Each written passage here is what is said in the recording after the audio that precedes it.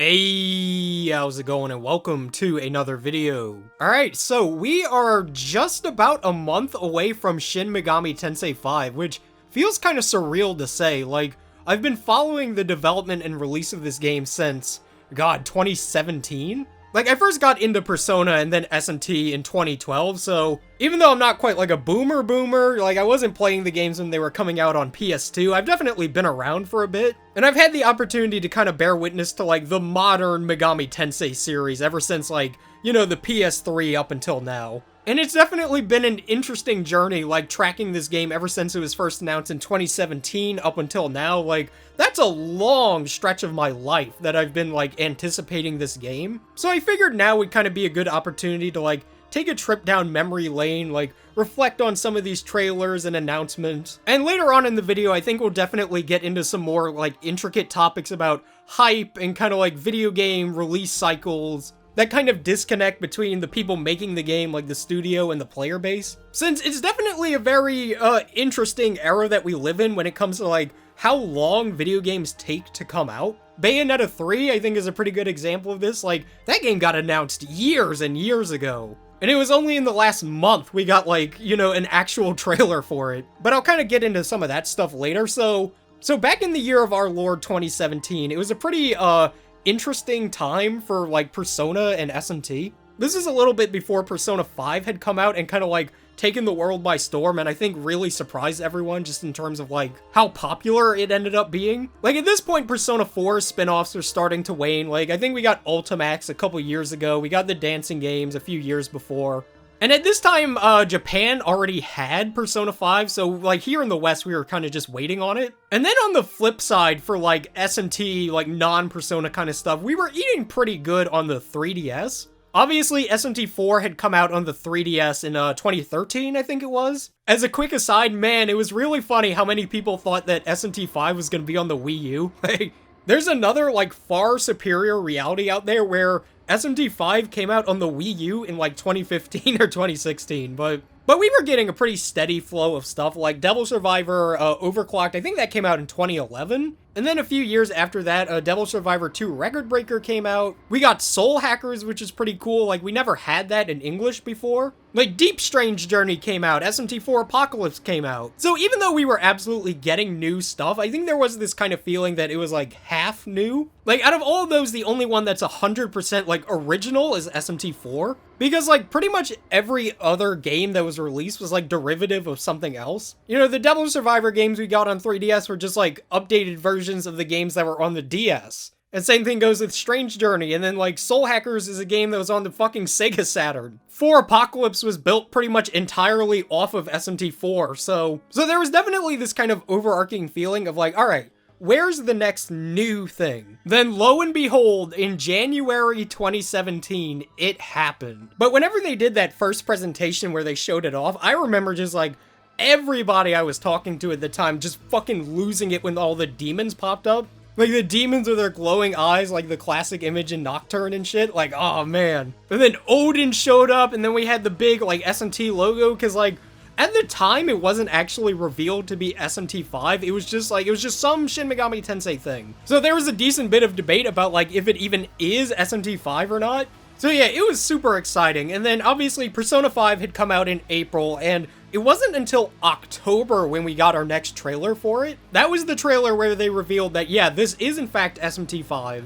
And we were all like, alright, cool, things are looking up, you know, like Persona 5 came out a while ago, but SMT5 is right around the corner. And then the nightmare begins. Since we went, you know, just about 3 years with essentially nothing. Man, I'm kind of like scratching my head trying to figure out where I want to approach this from, because like, I feel like ironically there's so much to talk about when it comes to this nothingness. So I guess to kind of set the stage, this was definitely like smack dab in the era of Persona 5 dominance. Because like, you gotta think, the last time we had gotten a trailer was in October of 2017. So we had Persona 5 for give or take half a year, right? Think about all of the, like, Persona 5 stuff that had come out in between then and 2020. Like, no, seriously, consider this.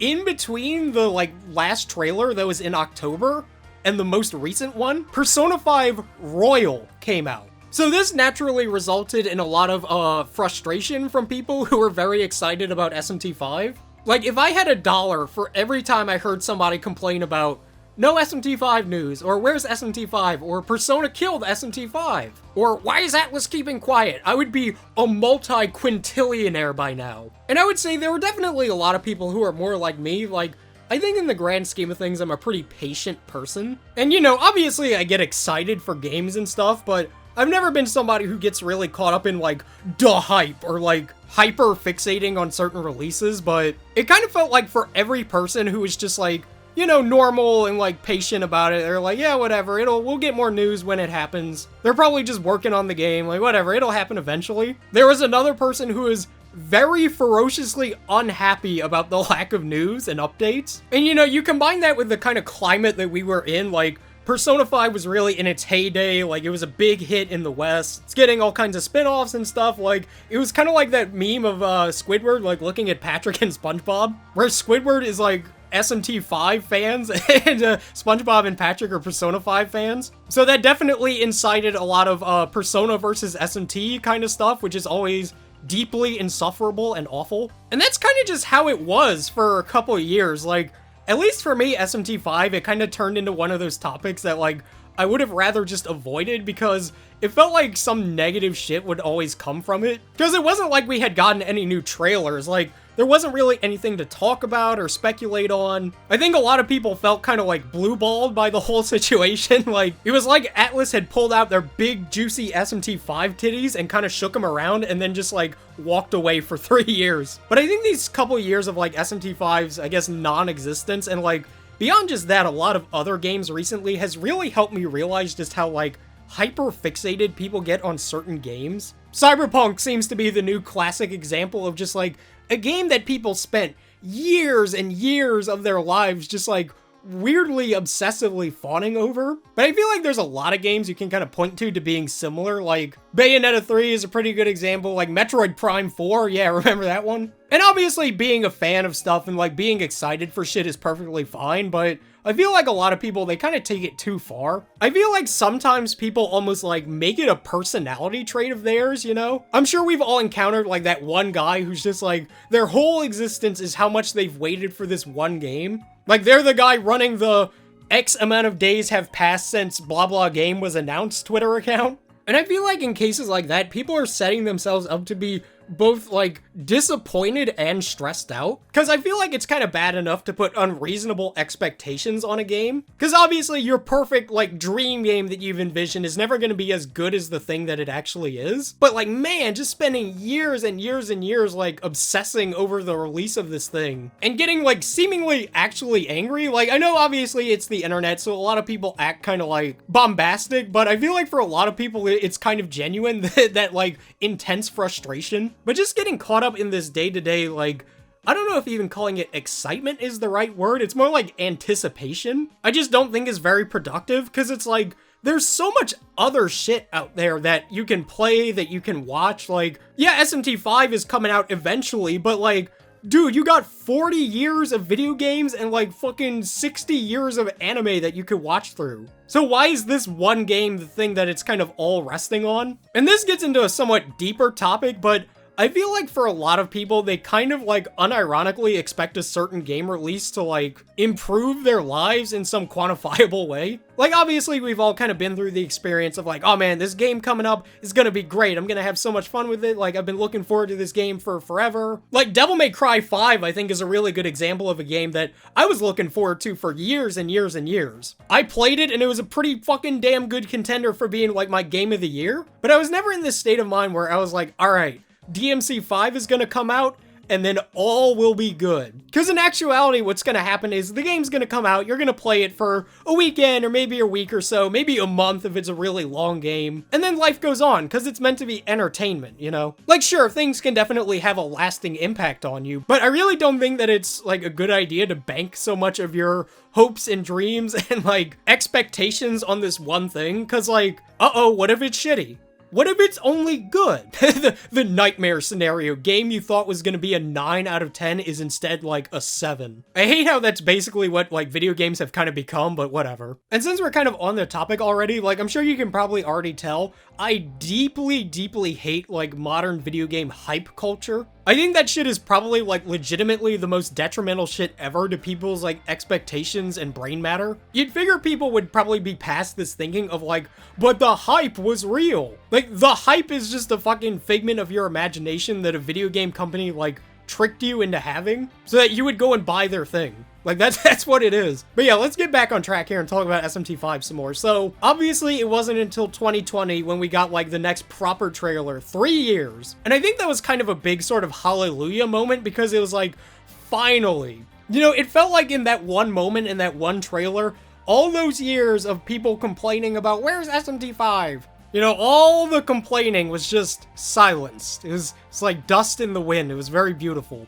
But definitely a very big point of contention when it comes to like, I think beyond SMT5, kind of just video game development as a whole these days seems to be like the communication angle. That was a big thing a lot of people complained about, was just like the lack of communication from Atlas. And this is something that I can definitely see why people get so kind of flustered by it, because like, you know, going 3 years not hearing literally anything about a game, that's pretty anxiety inducing. And something that I've kind of come to accept, like, this is just my own sort of headcanon, but my impression is that what happened is that first trailer that we got back in 2017 was more or less just like a proof of concept. Like, that was the trailer basically announcing that they wanted to do it. That was the trailer that was kind of Atlas saying like, yeah, Switch is coming out, SMT is gonna be like, we're gonna make an SMT game for the Switch. But I think a lot of people, the kind of natural reaction to seeing like a video game trailer like that is, oh, must be coming out soon then. And if we learned anything from Persona 5, it's not the case at all. So at least to me, it seems the most likely that, like I said, that first trailer that was like, okay, we're gonna work on this thing. And then the next trailer we got in October, where it was revealed as SMT5, that was more or less the kind of start point of actual development. Actual development being a sort of like loose definition, because game development is like a weird fuck mess. Because it's like, where does development start? Does it start at this very early sort of like conceptual phase? Like, has game development started after that first like writer's room meeting where people are like, all right, what's the concept? Does it start when somebody begins writing the script? Does it start when the game is like being coded? Like, because like a lot of things in life, like developing games is way more an art than a science. It's a lot of different people with a lot of different talents. Like, you know, we have writers and artists and like the people that make the music and the people who do the models, people who do the UI. It's like, it's a whole big mess of different people all working together towards one end goal. So I really do think what happened is like proper development sort of started in 2020. Like, they made that trailer, they were like, okay, we're gonna do this. And a little bit after that is when the grind like really started. Like the bulk of the actual work was probably in that silent era from like 2017 to 2020. And a lot of people ended up getting like really annoyed about like, oh man, where's more trailers? Where's like updates on the game? Like, how's the game coming? And like, yeah, sure, these companies can definitely be a little bit more communicative about this kind of stuff. But from the company's perspective, I do kind of get it. Cause like, if you've ever been, you know, in school or on a job or whatever, you're like an artist or you're making something, you never want to show anybody your shit before it's done, right? Like, that's the most irritating shit in the world, whenever you're working on something and somebody's like pestering you to show like what you have so far. And like the actual development of the game is probably not as fantastical as people make it out to be. Like, okay, here's the weekly SMT5 development update.